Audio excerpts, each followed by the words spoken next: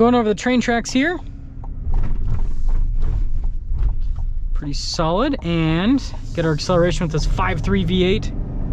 Hey everyone, it's Ben Hardy here, and in today's going to be going over the all-new Chevy Silverado 1500 High Country. And this particular one has an interior that I think you guys are going to like a lot more than the blue interior that I reviewed earlier this year.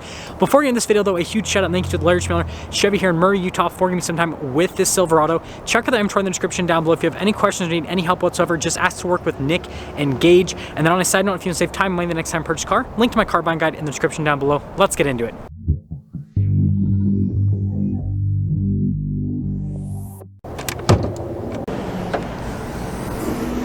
Under the hood, we have a naturally aspirated 5.3 liter V8 that goes through a 10-speed automatic transmission. Fuel economy is 14 around town and then 19 on the highway, with power outputs being 355 horsepower and then 383 pound-feet of torque.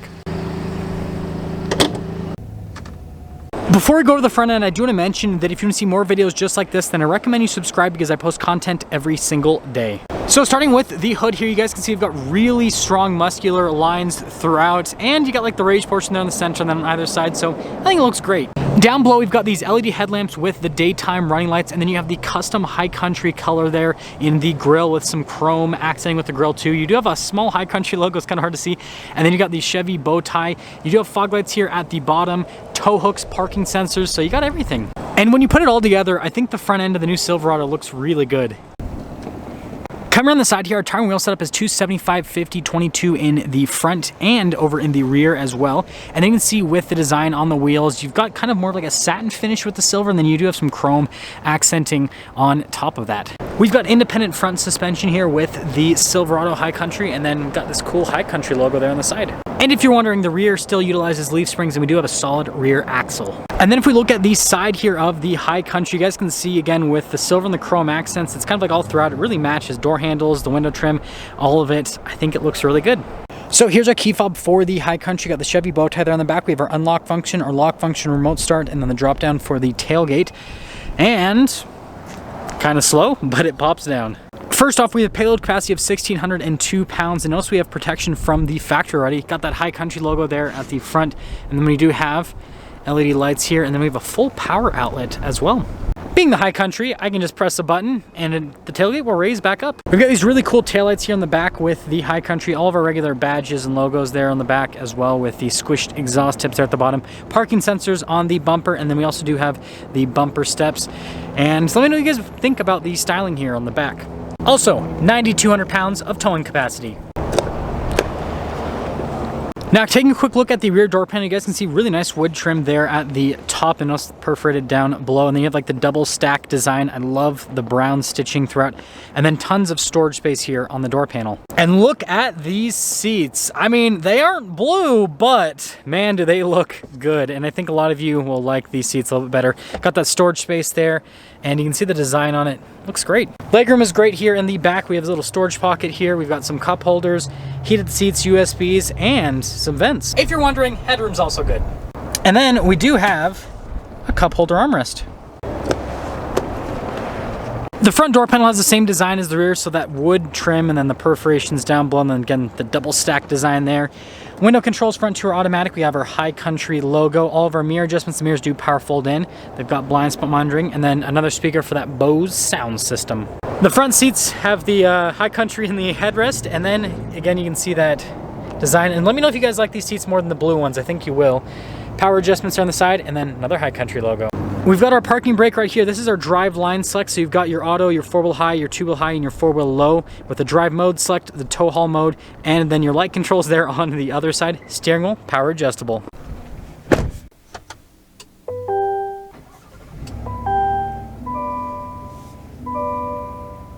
Here's our steering wheel for the High Country. Really nice leather trim all around. You got the stitching down the center, and then I do love the coloration right there.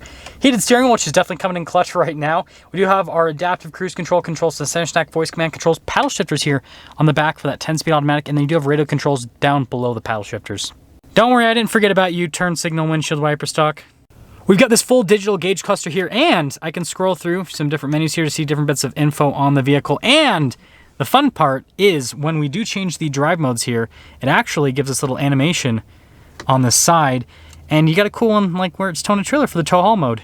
With the truck in reverse, we do have a backup camera with trajectory lines that turn with the steering wheel. You got that bird's eye view, and we can change the whole viewpoint on this to see out of different angles with the truck. So really good 360 camera system. As for the rest of the infotainment screen, we've got this like center part of it, really good response time. We also have this auxiliary screen, and then we've got the shortcut bar there on the side. So it's overall really easy to use. It does come with Apple CarPlay and Android Auto. And I clicked on Android Auto, as I said, Apple CarPlay. Noob mistake. Tons of analog controls down here. So this is for the lane departure, parking sensors, your auto stop start.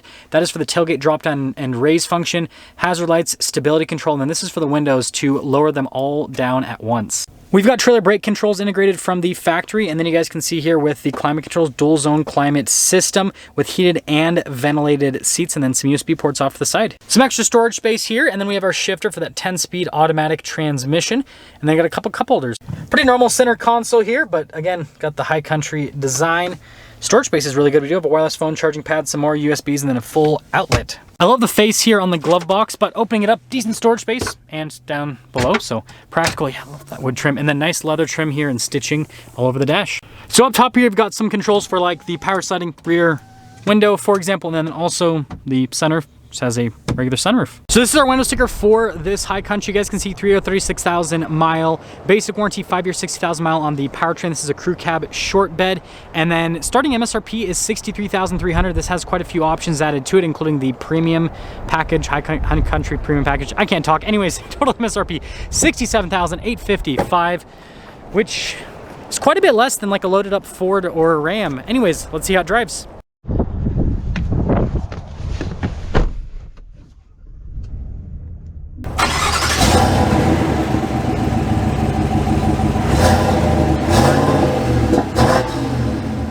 Let's talk about visibility before we set off.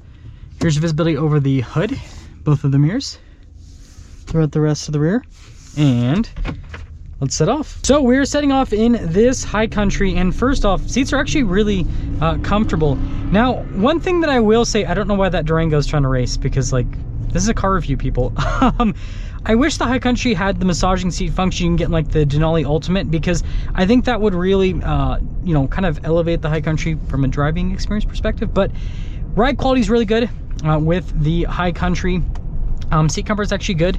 Sometimes Chevy seats are pretty hard, but I like these ones. I think they're actually really comfortable. And yeah, it definitely does give you that like luxury truck feel as you're driving. And you know, I know a lot of people might say that it would be cooler if this had, you know, the 6.2 V8 or the 3.0 Duramax, which, you know, fair enough, but I do think that this 5.3 is just a good, you know, all-around engine. It's got decent horsepower, decent torque figures. And continuing along, I really love this traffic that we are experiencing right now. It makes the review so easy. But going over these little like manhole covers, it's just smooth. Some other key things I do want to mention, wind noise is pretty minimal. Heated seats actually really strong. That's a big plus. And the heated steering wheel, this is another thing that I think is actually positive. So sometimes manufacturers make their heated steering wheel like way too aggressive, where I won't even be willing to use it, because it's like, it's okay for a second and then it starts to like burn your hands pretty much.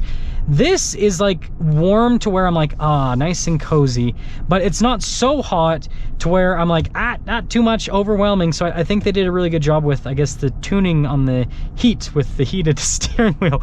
Gosh, that's probably the dumbest thing I've ever talked about in a review, but I mean, it's important, right? It's important stuff. Gonna put it in the sport mode now. Going over the train tracks here. Pretty solid, and get our acceleration with this 5.3 V8. Strong. Yeah, again, it's not as crazy as the 6.2 or as the diesel, but it's still a strong powertrain. I am, though, excited to drive the new diesel in the near future. That'll be a fun video to make with new power figures. But summing things up here with the high country, I think it's a good looking truck on the outside. I will say though, it would be cool if Chevy did a little bit more to kind of make this look more distinct compared to the rest of the lineup. Yes, it has massive high country badges, but if you take away the badges, some people might mistake this for like, I don't know, an LTZ or something like that. Interior is beautiful though. I love the wood trim. These seats, I think, like I said, I think a lot of you will prefer these coloration wise to the blue seats. I love the blue seats, but yeah, I can understand they're kind of out there.